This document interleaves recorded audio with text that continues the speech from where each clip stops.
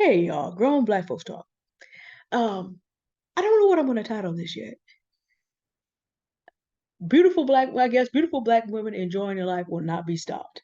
Of course, we know this weekend the Exodus Summit is going on. If you did not get your ticket, there is an Exodus Summit Facebook group that if you're a black woman who's interested in financial freedom and location independence and taking a sabbatical from a corporate job and bopping around the world, that's still available to you. I'll make sure it's in the description for those of you who pick this up.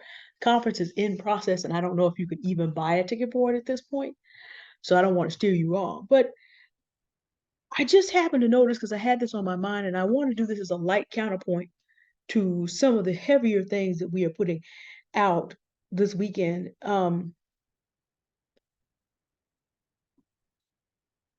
Ebony K. Williams basically is out there trying to mess up what I saw today.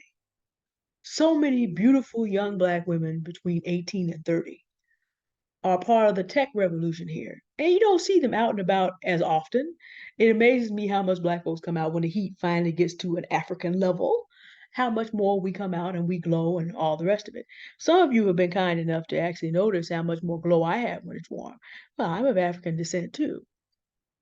And then Confidence with Love also makes a fantastic face care product for skincare products for black women too.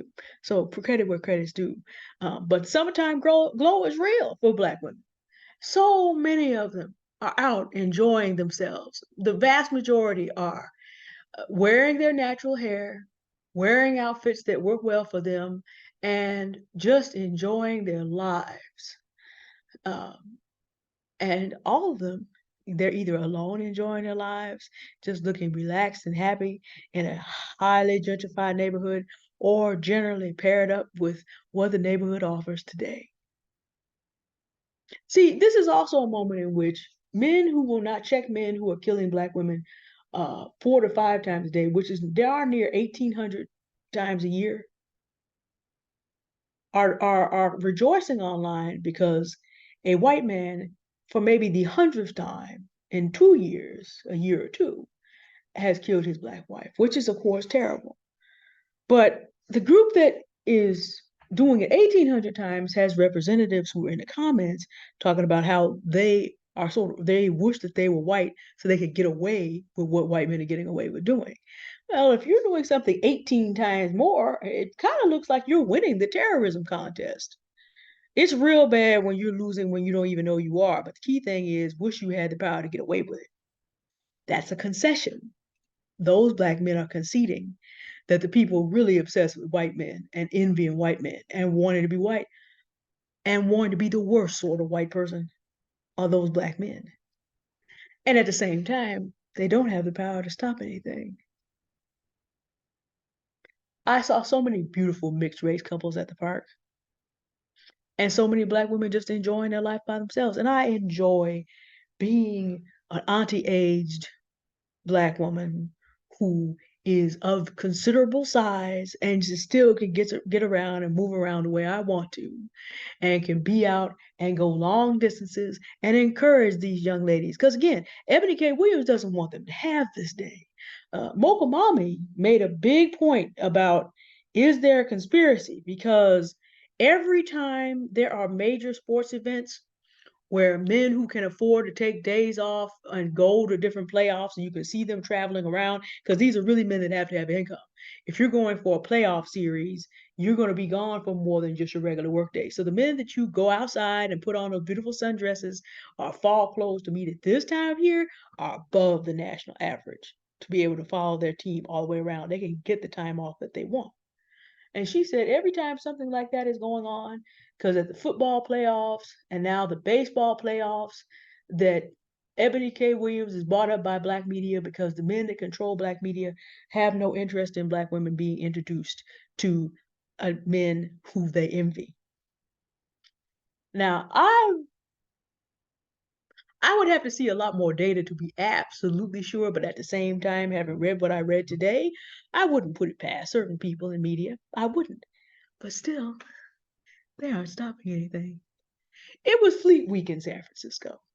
And if you didn't have the money to, or didn't want to spend the money to go to the air show, The spot I was at in Golden Gate Park was a wonderful place to see it because you have a north-facing exposure, a big field, and when they did get ready to turn around, you would see everything that everybody else is seeing just by looking north.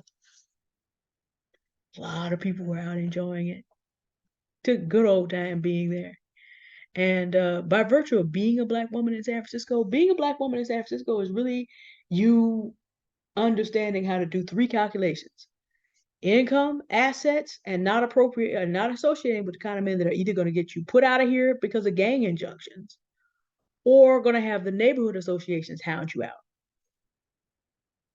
Yeah, the neighborhood associations still check Black women on who they have in here without commitment, who they have in here smoking weed, even though it's legal, playing loud music, and the neighborhood association will get together and figure out how to get you out if you vector that.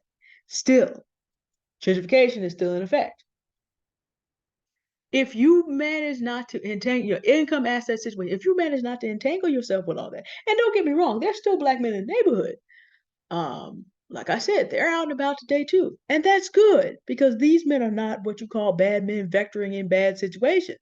But the reason that Black women can be out and enjoy their day is because gentrification took care of all of the men who were going to be in the way of that. I remember what it was like 30 years ago.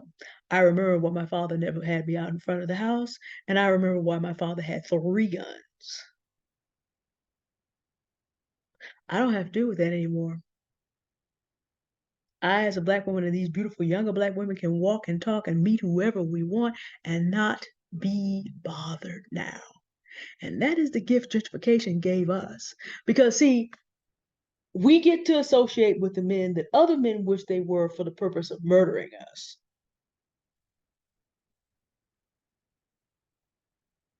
Not for the purpose of building a beautiful neighborhood, which is what we have now.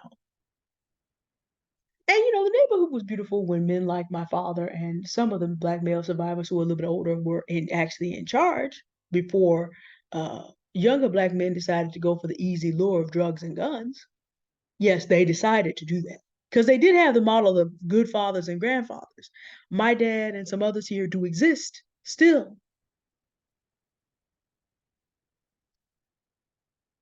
But I'm just very happy to see Black women out enjoying their lives.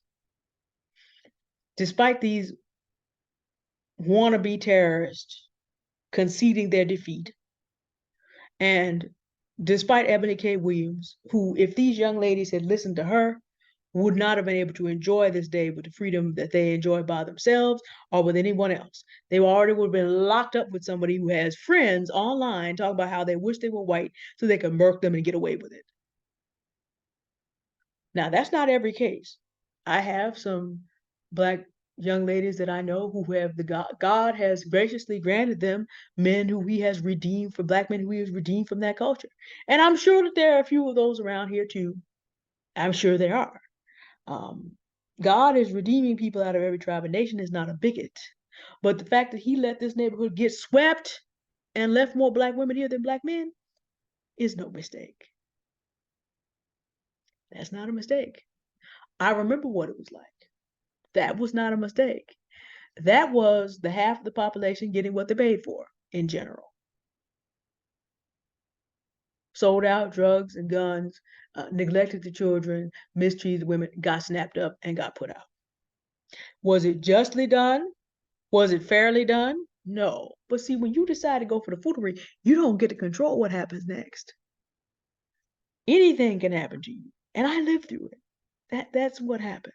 It wasn't Black women who were out there running these drugs and these guns, and it's not entirely Black women who had to deal with the worst of the consequences. The men who were doing the foolery paid for it. Kamala Harris, Gavin Newsom, Willie Brown made sure they paid for it. And then Senator Joe Biden locked it down. He's now president. Kamala Harris is one time waits for no man incident away from being president. Joseph Robinette Biden is president. And they are why this neighborhood looks the way it does and why Black women can walk around and enjoy their lives. It is what it is.